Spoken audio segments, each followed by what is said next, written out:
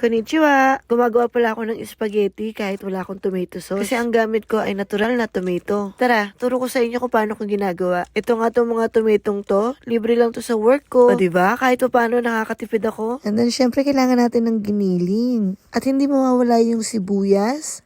Tapos may natira pa pala akong mga carrots. Medyo lumiit na siya pero check pa rin to. So bali kailangan mo lang hatiin sa gitna yung mga tomatoes.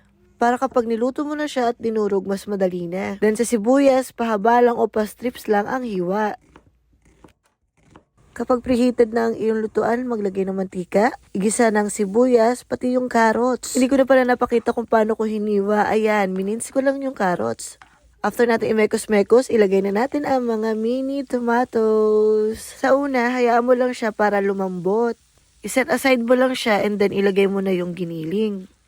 Itong giniling medyo mahirap kasi itong durug-durugin. At kapag nadurog mo na siya, maya-maya isabay mo na rin itong tomatos na durugin dahil malambot na ito.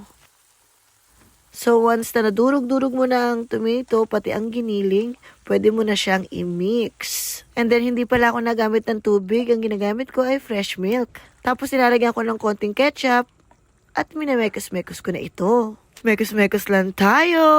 And then, syempre, last, ilalagay natin ng pepper pati ang sugar. Para medyo manamis na patok na patok sa mga kids. Nagpalambot na pala ako ng pasta, minix ko din ng macaroni. So, ayan, ready na siya. Ilagay na natin at imix na natin doon sa ating sauce. Medyo marami yata ang nagawa ko, pero okay lang yan. Dahil sure ako na malilamnam itong ginawa kong sauce.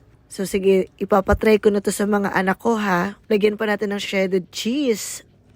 So, kamusta naman kaya ito?